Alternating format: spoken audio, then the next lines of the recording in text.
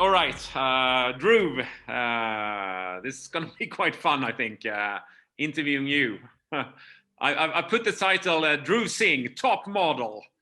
Yes, I saw that. I was very honored. I thought to myself, wow, this is going to be a modeling interview, or is this going to be more about Crunchfish?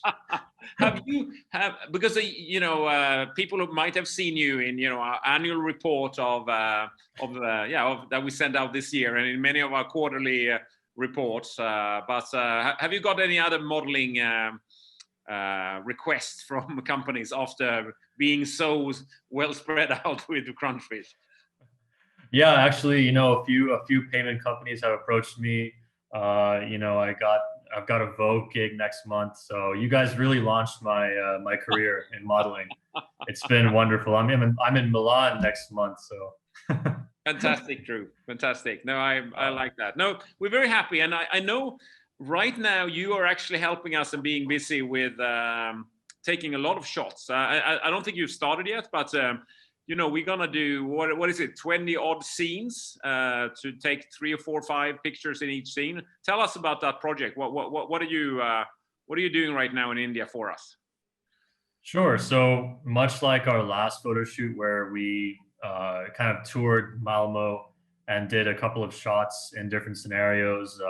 There's one at a petrol pump, there's one at a grocery store, one at a cafe, and then we had like a date scene with me and the other model Kai, and we showed digital payments in social interaction, and we're kind of translating that to India, where we're doing a similar shoot. We're going to be in Delhi, doing similar shots in petrol stations and in the public transportation sphere, as well as with social interactions. We're going to be showing how common people just use payments here, and what the possibilities are with digital payments. Whether it's at a movie theater, or it's paying for vegetables at the vegetable man, or it's paying for your gas. So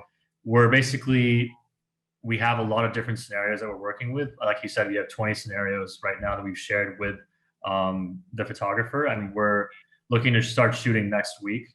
And we'll have, I think, around 4 or 5 different shots per day that we'll be doing. And they're a real range, honestly. They range from anywhere from going to a mall, or paying for petrol, paying for gas, or paying for groceries. So it's a really wide range of things, but we want to make sure that we capture all the demographics, different ages, different types of people, socioeconomically, et cetera, just to give a good snapshot of the Indian audience and what that looks like in terms of digital payments. Yeah, no, I think it's going to be good, and I think for us to have all these pictures, all this collateral that we can use for presentations, for quarterly reports, annual reports. I think it will tell the story that we're not just talking about India. We are there, and we are there with not the least thanks to you, Drew, and Gagan, Samar, VJ as well, because you're not just a top model. You're actually working for us. Yes, not just in the model capacity. Yeah. I can speak on that if you would like, and sort of. Yeah. What have you done, or what are you doing with Crunchfish? In addition to volunteering and being our top model. Sure. So when I joined the Crunchfish business development effort here, my initial task was to work with Vijay to look at payment companies, as well as cash registers that we can partner with to have access to networks of merchants that can get their hands on Crunchfish's digital payments technology. This was Blipit at that time, wasn't it? It was Blipit that we had our focus on. Yeah. Exactly, and this was more so about a Bluetooth based payment system. And so the pitch to a lot of these cash registers, a lot of these payment players was, we can identify the customer beforehand in a store, and we can send out promotional materials to them and the payment process is seamless. You don't have a big line of people waiting to pay for their product. They can just tap their phones. And because we don't have much of an Apple Pay system here, a kind of tap and go system here, this would be revolutionary in itself. But I think it's been very interesting to see, how that has been. It's been a very interesting journey in terms of how the digital payment industry here is really growing at a rapid pace. I mean, I remember seeing a statistic the other day that, the average number of transactions here per, I think it was 1,000 people, is 60 times what it was 5 years ago. So that's like an exponential growth. And it's been interesting to see how Crunchfish has shifted the solution from being more about a tap and go Bluetooth based payment system to something around offline payments, which I think solves a big problem here. And I think, I think around 2 to 3% of all of UPI transactions here are declined due to some technical issues or network issues. So I think that considering the sheer volume of transactions that occur in India, that 2 to 3% is a massive number. So the Crunchfish solution really fits beautifully into that to solve that error. So I think that the journey from that to a bigger focus on offline has been like a really interesting experience for me working with Crunchfish. Yeah, no, we certainly turned around, because I think, when we came to, because you were, we started with VJ, and then you were number 2, sort of coming into the company. We were all about Blipit, but we realized being around in India, or understanding from VJ that, and that was news to us, that many of your cash registers do not have online connectivity. In Sweden, most of them do have that, so Blipit could go anywhere really. But in India, if you say there are 60 million merchants, we realize that it's only a tiny fraction, maybe 5% of those, say 2-3 million, who are online. That means that there's no point in putting our Bluetooth Blipit app terminal into a billing machine which is not talking to anyone. That wouldn't work. So I think India helped us to rethink, because we were at that time we started to understand how the sheer size of the Indian market, how quickly it's moving at sort of breakneck speed, and it's big already, and it's sort of so fast, and we thought we have to come up with another problem to solve, instead of just making it sort of seamless and smooth, and then that's where the offline came about, so that we realized that will be fantastic for India.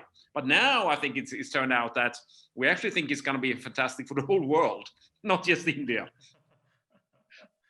Of course, and that's I think that's what I see if you ask me about the future of Crunchfish or what I project, I'd say that I see that once we, let's say, conquer the Indian market, I mean, it's going to be a massive effort to reach all the PSPs here and cash registers. But I think once we get that first PSP on board, it's going to be a domino effect, and I think there's a huge demand for it here once that happens, and once we can show that how the solution works. But once we get that done, then it's Asia Pacific, and then it's Europe as well, and then even America. So it could really expand, because I think every digital payments interface must have failed transactions and must have technical errors. At least 1%, at least maybe something, right? And so if there are millions of transactions, then that's still a big number for a lot of countries. So I think the solution could really be translated to any market. Yeah, no, I agree as well.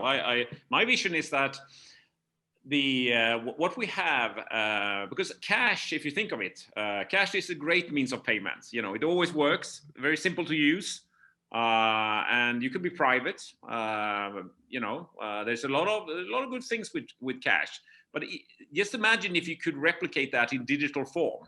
So as this accidentally, this whole second season is called Cash Goes Digital, a payment pandemic. So it's all about creating that pandemic, because I think we've come up with something which may actually be something every single wallet could have.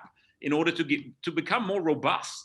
Because you could almost turn it around. Why would you want to go online if you have enough money on your wallet? Then you can just pay instantly. That could be, because we're not just solving then in some sense for the, we would solve for the cases where it doesn't work, but we will take away a lot of signaling in the networks, because it would just be, in a way, everything happens instantly, just like cash. And then you settle later online. That could be a subsequent later step. And I think it's, I really think that innovation of ours is actually, revolutionary for the market.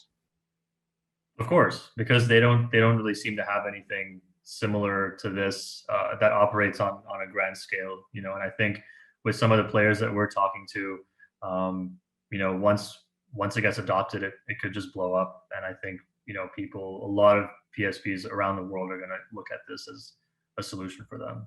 Yeah. For you, Druva, because I know you have an interesting background. You've studied in the States, haven't you? Was upstate New York to some university? Did you do what did you do? Bachelor or master's, or what did you do in the States? Yes, so I got a bachelor's in business at Skidmore College. It's a kind of small liberal arts school in upstate New York. It's around 3 to 4 hours from the city. It's called Saratoga Springs. It's a really small city, beautiful place. So that's where I went to school. I graduated in 2018 in May. Yeah. But you also, you know, I know we need to do this in English, and I think you probably are happy for that. But you know Swedish as well, because you actually, you've been even here in Malmö. You've been you've studied at Bladins International School, haven't you, in Malmö? Yes, true. You've done your homework, Yogi. No, well, no, you told me. This is not me researching Dhruv Singh, top model of India, online. You know, you actually told me this. Okay, yeah, I must have. Yes, no, I studied in Bladins. It was a great experience. I think I met people from all kinds of backgrounds there. You know, it was a very international school. I enjoyed my time when I was in Malmo, and so shooting there after I think 10 years of being there was fantastic. I mean, seeing the town again, seeing the place, it really brought back some memories. It has changed a bit, but they still have all the spots, Lila Toy, and you know, all the cool spots that I used to go to when I was younger. Yeah, but you're saying sort of 10 years ago. So you must have, and I know this as well, but you can tell us that you were obviously here with your parents. You didn't run away from home and sign up for Bladin School on your own. I didn't. No. My parents. So we moved to Sweden from Italy. So we were in Italy before that for 3 years in Modena, and so you know, because of my dad's job, he works at Tetra Pak actually. So we moved from Italy to Sweden. Yeah, we stayed there for I think 3.5 years in Malmö. So I should really speak Swedish to you, but not today, because we're trying to do this for the international scene, the interview series. Also, I'm a bit rusty, you know. I lite bit, you know, just un poco. Un poco, yeah. Let's go to Italian. Let's switch to Italian. Modena must have been nice as well. Isn't that where Ferrari come from? Yep. Exactly. So, you know, we went, I remember going on, when I was 8 years old, no, but didn't get a chance. I mean, now, Drew, you know, driving around in Gurgaon in India, sort of in your Ferrari, or no, that you didn't get any sort of free ticket for that? No, unfortunately not. Unfortunately, they didn't give me a free Ferrari when I left Modena, but I wish. I remember going there on school trips. We went to the, you know, museum there, and you know, it was wonderful. Modena is a very beautiful place, very agricultural. At least where I lived was a lot of farms around, a lot of places to play as a kid. So no, it was wonderful, and the food there was, I mean, phenomenal. I think that goes unsaid. That can go unsaid. So Druva, I'm just thinking sort of, so you graduated 2018 in the US, and I guess you're on on your way out in life. I have three daughters, similar age as yours. I think you met, how many of my daughters did you meet when you stayed at my house first time or not for you the first time, but for VJ it was the first time to Sweden. But did you meet who did you meet? Julia and I guess Eleanor So as well. they weren't the only person I only met Vilgot at your house. Oh yeah, that's right. We met in Yes. India. That's right, when we had Holly. Then you met Julia and Eleanor. That's right. Exactly. Yeah. Now I remember. Yeah, that's good because I knew that they had met you. But you're right. That was during the fantastic Holly party in India where we went crazy. But this is where I probably took COVID home to Sweden after the smearing colors in others' faces. I think I picked it up all there. I mean that was a lot of fun though. I had a great time, and I think I hope that Julia and Eleanor also had a good time as well. But it was great to meet them. Yeah. But I'm thinking because I know them. They are on their way out in life as well. And how has the pandemic put sort of how has that affected you? Because I know the pandemic for people who are at beginning of their careers and want to take moves. What has happened to you because it's pandemic? Because it's certainly the whole, you were locked up in India for almost 4 months. It's not easy to look for a job during that. you have a, but we're not paying you as a full-time job. You are sort of as a consultant to us, and on a monthly retainer. But what do you think about your chances here going out in life with a pandemic going on? That's a good question. I think before the pandemic, it was funny because me and Vijay, that's when we went to Spain and Malmo, and we were supposed to go to that Mobile World Conference in Spain, and that got canceled. So we ended up watching Messi play. We ended up watching Barcelona Eibar, which was, I mean, a phenomenal game. Amazing game, yeah. You scored how many times? 3 times, 4 times? Messi? 6 times. 6 times. So it's kind of overkill. I felt a bit bad for the other team, but at the same time, it was wonderful to watch. And I think when we got back is when we realized that COVID was a little more serious than we thought it was. So that's when we realized that wow, we were just in a football stadium in Spain, one of the worst hit places at the time. So that was very interesting. But I think being here during the lockdown was kind of, it was interesting because at the same time, certain things that you can't do, like going out and like seeing people as much as you want. But at the same time, it gave me time to work on certain things that I've been neglecting, like music. I'm heavily into music. I love DJing and producing songs. So I got to work on that a lot more during this lockdown.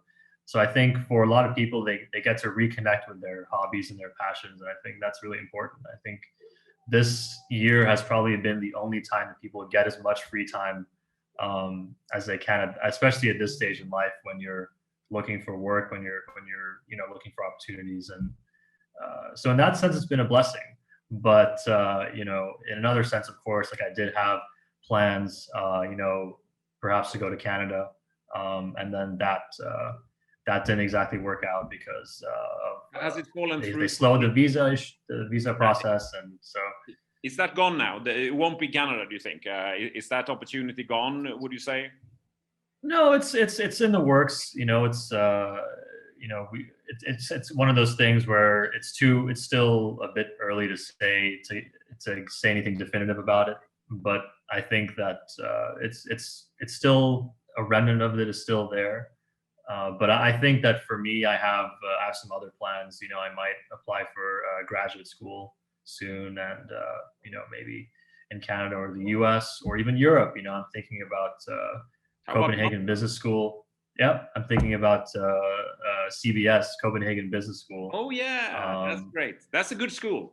That's a really good school. And it's just across the pond or so you can come and you can have Friday sort of wine and cheese. That's sort of the new thing we have started with here. We have an intern who introduced that. So currently we have a little bit of a, because many people are working from home right now. But she came to our as an intern, and all of a sudden there was cheese and wine on Fridays.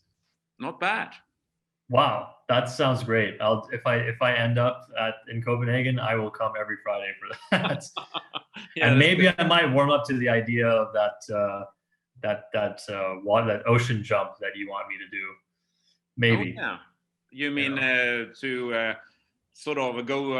Yeah. I actually spoke to VJ, your sort of colleague, and he still thinks I'm crazy because what I actually did, what I did in this weekend, and I'm proud of that.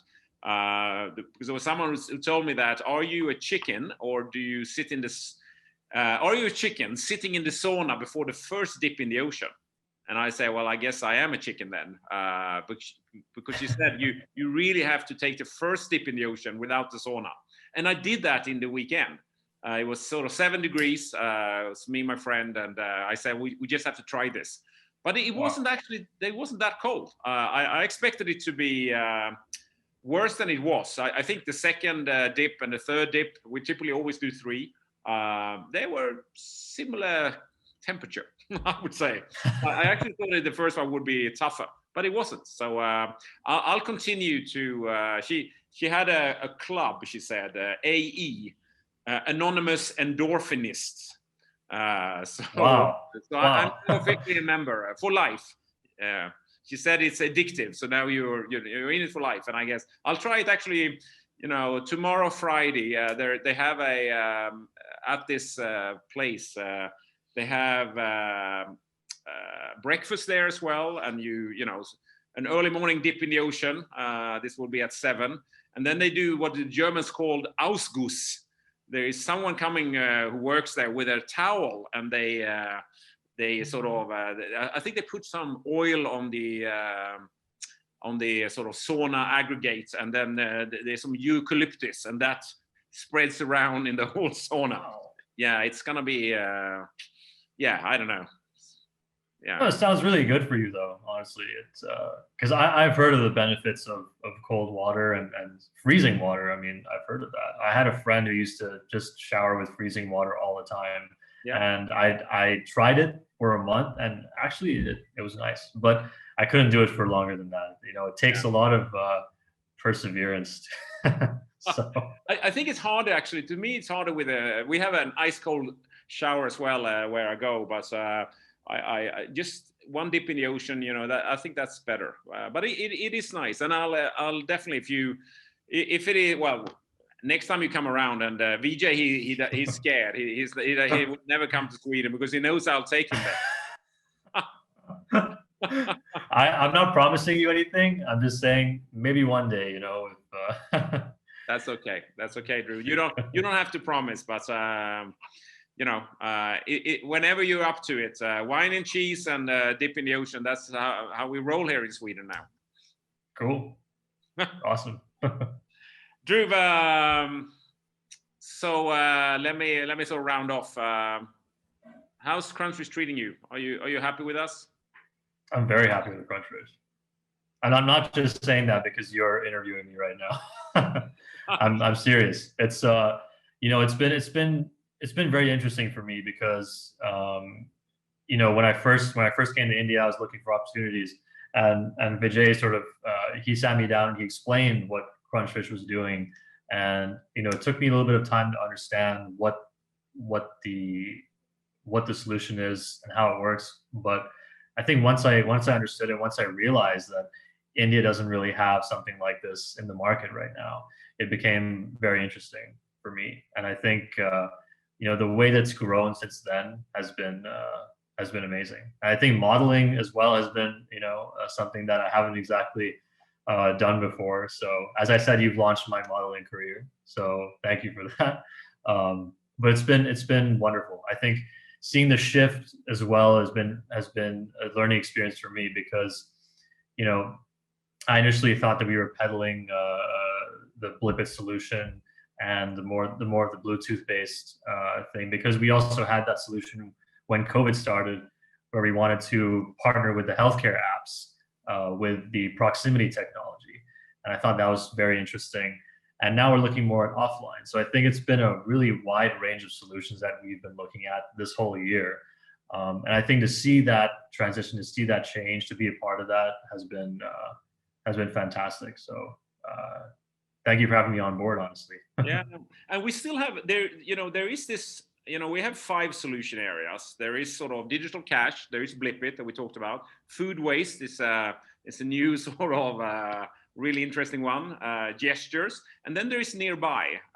The ability to connect to anyone and anything nearby. I know you did that for your thesis a little bit, and I still don't have anyone driving that area, Drew. That might be you to drive sort of the business in the nearby area, because we are sitting with, I think there are 13 we have sort of applied for patent with 13 innovation in this area, and 12 are already granted. We have really cool stuff in this area. It's just that we don't have time. So we're looking for someone that could run with this. Maybe that's you, Drew, for the nearby area. Because I know you did cool things for your thesis, and when I told you what you could do as well, I remember you got excited.